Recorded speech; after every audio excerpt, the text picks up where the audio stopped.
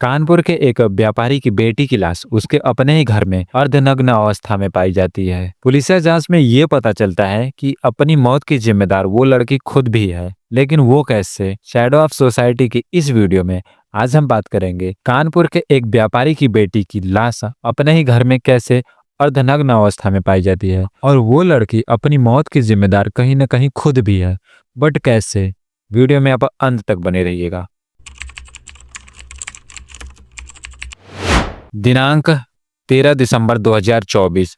जगह कानपुर का शिवराजपुर इलाका। शिवराजपुर के रहने वाले एक व्यापारी जिनका नाम किसान बताया जा रहा है, दिनांक 13 दिसंबर 2024 को उनको अपने एक रिश्तेदार के घर पर जाना होता है। व्यापारी का पूरा परिवार तैयारी करता है और वो कानपुर देहात के असालतगंज में रहने वाले रिश्तेदार के घर को जाता है शादी को अटेंड करने के लिए। व्यापारी का पूरा परिवार तो जाता है, लेकिन उनकी एक बेटी है जिसकी उम्र 17 साल बताई जा रही है, वो नहीं जाती है। वैसे तो व्यापारी का जब पूरा परिवार गया था वहां पर शादी अटेंड करने के लिए, फंक्शन को अटेंड करने के लिए गया, तो होप जरूर उन्होंने अपनी बेटी को भी बोला होगा चलने के लिए, लेकिन बेटी उनकी चालाक थी थोड़ा।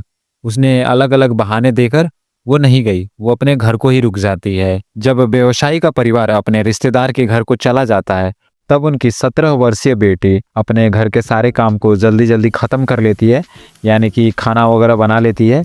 उसके बाद फ्री हो जाती है। उसके बाद वो अपने बॉयफ्रेंड, जो कि उसका एक दोस्त बताया जा रहा है, उसको वो अपने घर को इनवाइट करती है। लड़के का नाम कुलदीप उर्फ शोभित बताया जाता है, जो कि उसके पास के ही गांव का था। शोभित रात को ही अपनी गर्लफ्रेंड से मिलने के लिए उसके घर पर आता है। शोभित जब अपनी गर्लफ्रेंड से मिलने के लिए आता है, उससे पहले वो अपने दोस्त को ये बात बताता है कि उसकी जो गर्लफ्रेंड है वो उसे आज रात को मिलने के लिए बुला रही है। बिकॉज कुलदीप यानी कि जब अपनी गर्लफ्रेंड से मिलने जा रहा था, उससे पहले थोड़ा नर्वस था।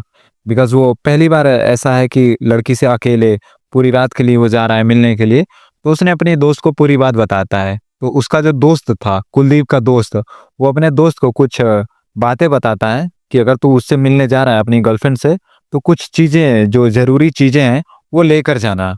जैसे कि पहले तो प्रोटेक्शन, कि अगर कोई इशू होता है, कुछ मैटर होता है, तो तेरा नाम ना आए, इसके लिए पहले तो तू प्रोटेक्शन लेकर जाना। और दूसरी चीज़ें कुछ दवाइयाँ बताता है, जिसको बोलता है कि तू ये भी ले लेना, ये तेरे काम आएंगी। कुलदीप अपने दोस्त की बात मान जाता है और नज़दीक के ही मेडिकल से कुछ प्रोटेक्शंस और दवाइयाँ लेकर अपनी गर्लफ्रेंड को मिलने के लिए उसके घर को जाता है।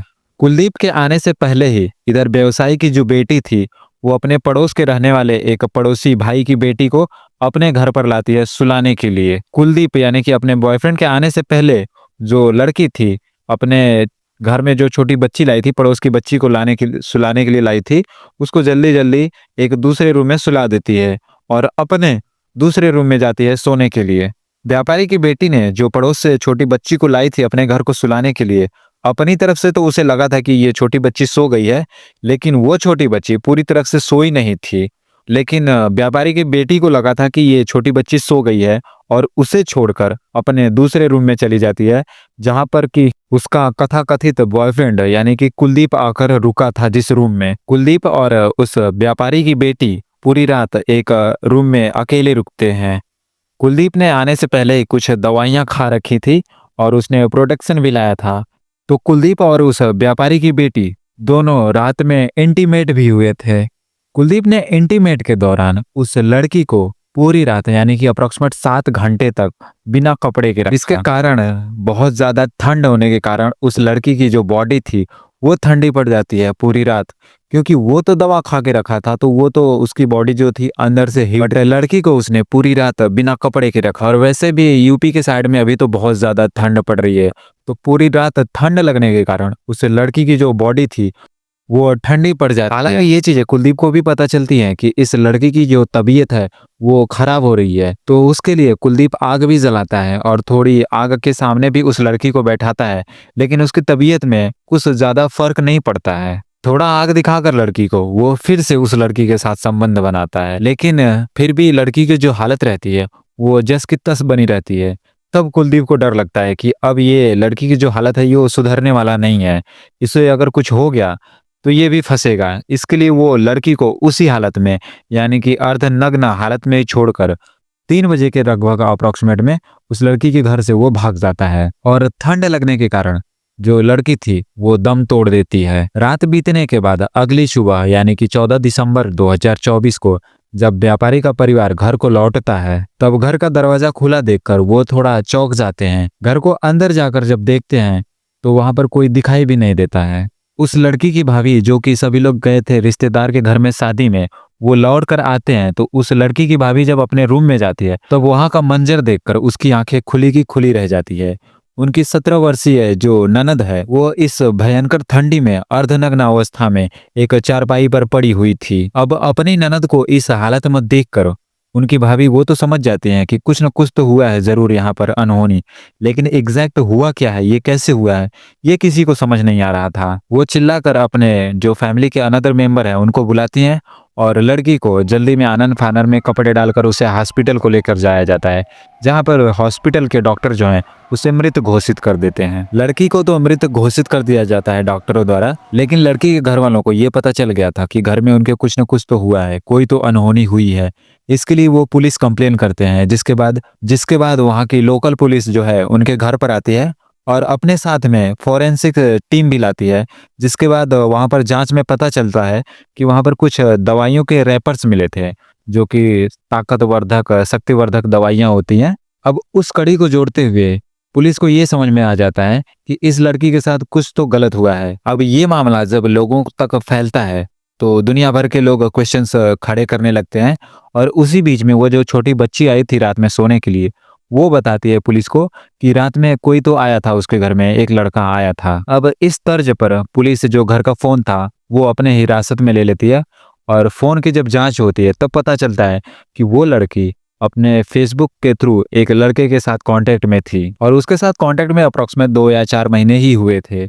उसके बाद उनकी बातें जब धीरे धीरे बढ़ने लगी तो वो रिलेशनशिप में भी आ गए थे, लेकिन उन्हें एक पर्टिकुलर टाइम नहीं मिल पा रहा था। वैसे तो कुलदीप और उस लड़की का मिलने का प्लान बहुत पहले से ही था और परिवार वालों को शादी में जाना था। ये लड़की को लगा कि ये सुनहरा मौका है उसे अपने बॉयफ्रेंड से मिलने का, तो इसके लिए उसने उस रात उसे इनवाइट किया जब उसके घर में कोई नहीं था और अपने फैमिली वालों के साथ में शादी अटेंड करने ना जाना भी उसी के प्लान का एक हिस्सा था। पुलिस उसी वे में जब जांच अपनी आगे बढ़ाती है तो कुलदीप को भी अरेस्ट कर लिया जाता है। पहले तो कुलदीप एक्सेप्ट नहीं करता है कि वो आया था उसके घर पर लड़की से मिलने के लिए, लेकिन जब पुलिस अपना हथकंडा अपनाती है तो वो सारे राज उगल देता है कि हाँ वो रात में आया था, उस लड़की के साथ भी सोया था वो, प्लस उसने दवाइयाँ जो यूज की थी वो ताकत के लिए थी। लड़की को पूरी रात उसने बिना कपड़े के रखा, इसके लिए उसको ठंड लग गई जिसके कारण उसकी मौत हो जाती है। बाद में कुलदीप के ऊपर जो मुकदमे होते हैं वो लगाकर उसे जेल भेज दिया गया,